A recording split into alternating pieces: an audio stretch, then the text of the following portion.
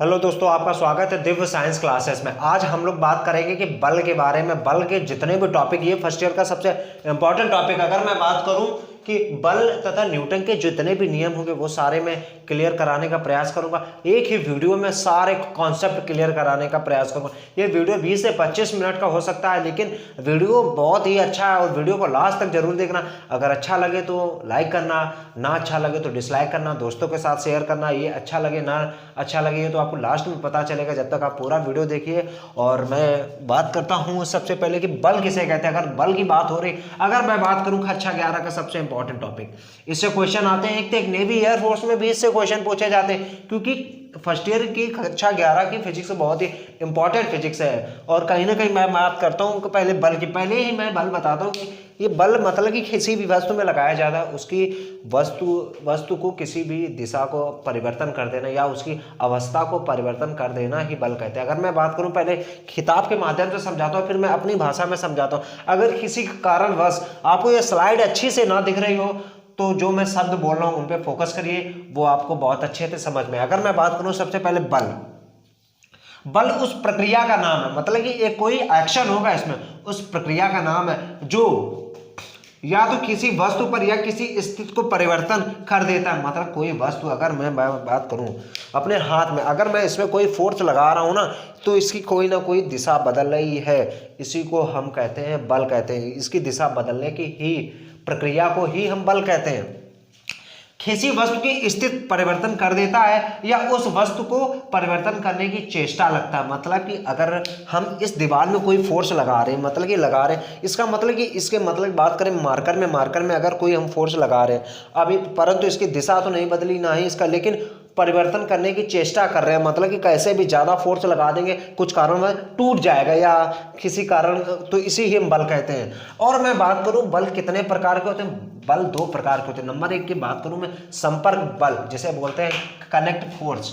वे बल मतलब कि किसी भी चीज से कनेक्ट होंगे तो सारी चीजें एक्सप्लेन करके मैं सारी चीजें आपको बता रहा हूं, और आई होप आपको बल की चीजें क्लियर हो चुकी हो। अगर मैं बात करूं बल के मात्रक की, तो न्यूटन होता है और डाई, इसे डाई भी कहते हैं। अगर आपसे पूछ दे कि एक न्यूटन बराबर कितना होता है, तो 10 की पावर 5 डाई।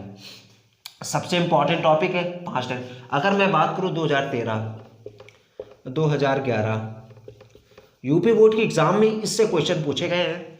आप देखिए पीवाईक्यू क्वेश्चन, इससे क्वेश्चन पूछे गए। आप 10 साल पीछे जाएंगे तो इससे पूछा गया था कि एक न्यूटन बराबर कितना बराबर होता है, तो 10 के बाद 5 डाई। और मैं बात करूं ना, पहले बात कर रहा हूं तो संपर्क बल, वह बल जो वस्तु के वास्तविक, मतलब कि कोई वस्तु के वास्तविक संपर्क में आने के कारण कार्य करता है, उसे हम बोलते हैं संपर्क बल। मतलब कि कोई दो वस्तुओं के बीच में लगने वाले बल को ही हम संपर्क बल कहते हैं। अगर मैं बात करूं एग्जाम्पल की, तो जैसे मतलब कौन कौन से ऐसे बल होते हैं जिन्हें संपर्क बल के कारण ही उन पे फोर्स लगता है। नंबर एक पे बात करूं मैं, घर्षण बल। घर्षण बल के बारे में मैंने बहुत अच्छे तरीके से पूरा चैप्टर मतलब बता रखा है, लिंक इस डिस्क्रिप्शन, प्लीज चेक आउट। और मैं बात करूं सैन बल भी होता है। इसके आगे आने वाले चैप्टर में भी मैं बताऊंगा सैन बल। इसका मतलब यहाँ से आप एग्जांपल से समझ सकते हैं कि संपर्क बल होंगे कि ये दो वस्तुओं के बारे में। आपको सैन बल के या सैनता के बारे में बहुत अच्छे से जानकारी चाहिए तो लिंक इस डिस्क्रिप्शन या आप मेरे प्ले लिस्ट में जाइए वहां से। और मैं बात करूँ, एक सिंपल से टॉपिक मैंने लिख दिया, जिसे प्रत्यानयन बल किसे कहते हैं, प्रत्यास्थ बल किसे कहते हैं, इसकी मैंने परिभाषा लिख दी है।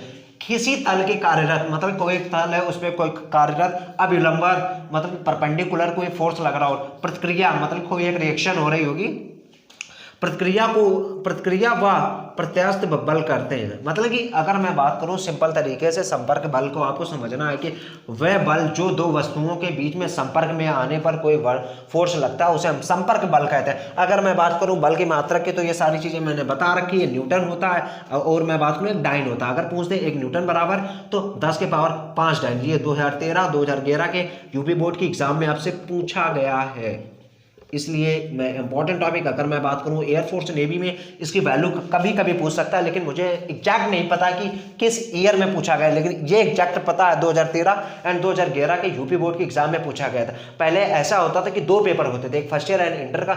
जो लोग नए होंगे उन्हें नहीं पता होगा, लेकिन मैं बता रहा हूं। और मैं बात करूं असंपर्क, मतलब कि अनकनेक्टेड फोर्स की बात करूं कि वह बल जो दो वस्तुओं के संपर्क में ना होते परंतु उनके बीच कोई ना कोई कार्य कर रहा होता है, उसे हम असंपर्क बल कहते हैं। मतलब कि कोई दो वस्तु हैं परंतु वो आपस में चिपकी नहीं, लेकिन परंतु उनके बीच कोई ना कोई कार्य कर रहा होता है। जैसे मैं बात करूं गुरुत्वाकर्षण बल, एक ये वस्तु एक ये वस्तु, अगर इनके बीच में आपस में पास लाने के, भले ही आपस में संपर्क में नहीं है परंतु इनके बीच कोई ना कोई एक कार्य लग रहा है, जिसे हम गुरुत्वाकर्षण बल कैसे कहते हैं। अगर मैं फोर्स की बात करूं तो इसे बोलते हैं असंपर्क बल। और कौन कौन से असंपर्क बल होते हैं ये भी हम जानते हैं। नंबर 1 पे देखो गुरुत्वाकर्षण बल के बारे में बताएगा, और दूसरा बताएगा विद्युतीय बल के बारे में, और चुंबकीय बल के बारे में बताएगा। ये 3 ऐसे बल होते हैं जिसे असंपर्क बल कहते हैं हम लोग।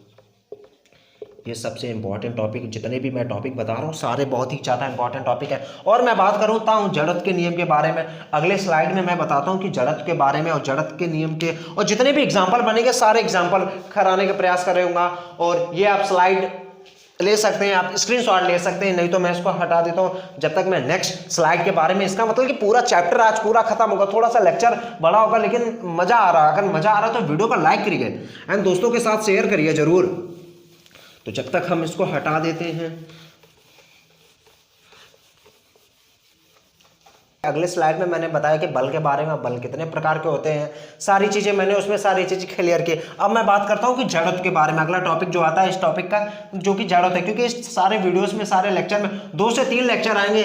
2 लेक्चर में मैं आशा करूंगा सारे चैप्टर क्लियर करा दूंगा पूरे आपके, ताकि उससे रिलेटेड कोई भी एग्जाम में है तो क्वेश्चन कर सके। तो जड़त्व की बात करता हूँ, पहले मैं खिताबी ज्ञान बताता हूँ, फिर मैं अपनी भाषा में बहुत ही सिंपल तरीके से चीजें आपको बताऊंगा। तो मैं बात करूं, किसी वस्तु को वह अभिलक्षण बल है जिसके कारण वह वस्तु अपनी विराम अथवा एक समान वेग से गति का अवस्था में परिवर्तन का विरोध करती है। अगर मैं सिंपल तरीके से बात करूं, इसमें यह बताया गया, अगर मैं अपनी भाषा में आपको बताऊं कि जब कोई वस्तु अगर विरामावस्था में है तो विरामावस्था में रहेगी, अगर गति अवस्था में है तो गति अवस्था में रहेगी।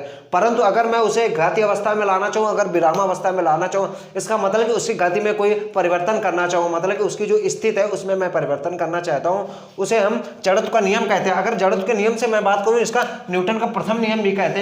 अगर मैं न्यूटन के प्रथम नियम, second law, third law, next video में मैं सारी चीजें आपको क्लियर करूंगा कि न्यूटन का फर्स्ट लॉ क्या है, सेकंड लॉ क्या है, थर्ड लॉ, सारी चीजें क्लियर करूंगा। उनके मात्रा के बारे में एक एक करके बहुत ही सिंपल तरीके से मैं चीजें बताऊंगा। इसका मतलब कि जड़त्व से मुझे यह पता चला, अगर कोई वस्तु विरामावस्था में है तो विरामावस्था में रहेगी, अगर गति अवस्था में है तो गति अवस्था में रहेगी। इससे मुझे ये चीजें पता। अगर मैं बात करूं जड़त्व के एग्जाम्पल की, क्योंकि जड़त्व सबसे इंपॉर्टेंट टॉपिक है, फर्स्ट ईयर के बेस से मैं बात करूंगा। इससे एग्जाम में क्वेश्चन पूछे जाते हैं। अगर मैं बात करूं एग्जाम्पल की, जो कि इससे रिलेटेड, जो कि हम लोग दैनिक जीवन में यूज करते हैं। नंबर 1 में बात करूं, बस के अचानक चलने में उस पे खड़ा यात्री पीछे की ओर गिर जाता। अगर मैं बात करूं क्यों गिर जाता, अगर कोई वस्तु गति अवस्था में, मतलब कि कोई बस एक गति अवस्था में है, अगर मैं बस के ऊपर हूं तो मेरा शरीर भी पूरा गति ही अवस्था में होगा। अगर अचानक वह रुक जाएगा तो मतलब कि मेरा शरीर तो मोशन कर रहा था परंतु अचानक रुक जाएगा तो इसके कारण हम लोग पीछे की ओर गिर जाते हैं। अगर मैं बात करूं दूसरे एग्जाम्पल की, तो कंबल को तेजी से झटकने से धूल के कण अलग अलग हो जाते हैं। अगर मैं बात करूं कंबल के ऊपर जो कण होते हैं वह विरामावस्था में होते हैं, परंतु उन्हें तेजी से हम बदल के झटकते हैं तो वह गति अवस्था में आ जाते हैं। इसके कारण ये कंबल से धूल अलग अलग हो जाते हैं। अगर मैं तीसरे की बात करूं, पेड़ की शाखा को हिलाने से उसमें फल गिर जाते हैं। अगर पेड़ में कोई फल लगा है तो वह एक स्थित अवस्था में, अगर मैं उसको तेजी से गति अवस्था में लाऊंगा, मतलब कि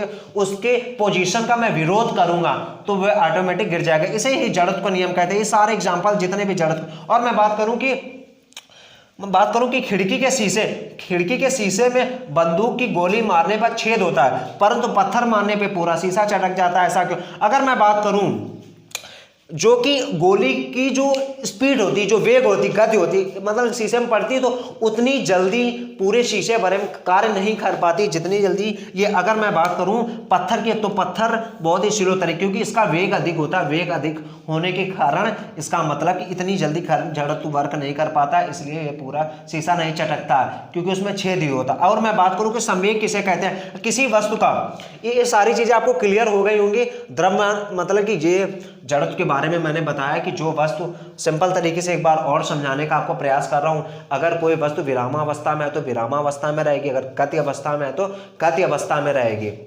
इसे हम जड़त्व का नियम कहते हैं और इसे न्यूटन का फर्स्ट लॉ, मतलब कि न्यूटन का प्रथम नियम भी कहते हैं। और मैं बात करूं कि संवेग किसे कहते हैं, तो संवेग किसी वस्तु का द्रव्यमान एवं वेग के गुणनफल को ही संवेग कहते हैं। ये सिंपल तरीके से आपको तैयार कर लेना है, क्योंकि इससे कोई ना कोई क्वेश्चन आ जाता है। अगर मैं बात करूं इसकी फार्मूला की, तो P इक्वल mv, mv मतलब कि m हो गया मास, v हो गया आपका वेग, वेलोसिटी, ये मास, तो इसका गुणनफल को ही हम कहते हैं संवेग। और मैं बात करूं इसकी मात्रक की, तो अगर द्रव्यमान हो गया गुणा वेग, तो द्रव्यमान को हम कहते हैं किलोग्राम, और वेग के क्या होता है मीटर पर सेकंड। इसकी डायमेंशन की अगर बात करूं तो m द्रव्यमान की हो जाएगी m, अगर वेग की बात करोगे LT की घात -1, ये आपकी डायमेंशन। आई होप ये चीजें आप, और अगले वीडियो में मैं वेग के बारे में आपको बताऊंगा, न्यूटन के सारे नियम के बारे में मैं क्लियर करूंगा, सारी चीजें बहुत ही सिंपल तरीके से क्लियर करूंगा। आई होप ये चीजें आपको बहुत अच्छे से क्लियर हो गई होंगी। अगर क्लियर हो गई है तो वीडियो को लाइक करिए एंड दोस्तों के साथ शेयर करिए। जो भी आपका डाउट हो तो आप कमेंट सेक्शन में बताइए मेरे को, एंड टेलीग्राम में जुड़ने के लिए लिंक इस डिस्क्रिप्शन पर जाइए, या आप सर्च करेंगे दिव्य साइंस क्लासेस तो आपको टेलीग्राम में मेरा ग्रुप मिल जाएगा। वहाँ पर मैं PDF या वीडियो से रिलेटेड कोई भी जानकारी होती है मैं उसमें देता रहता हूँ।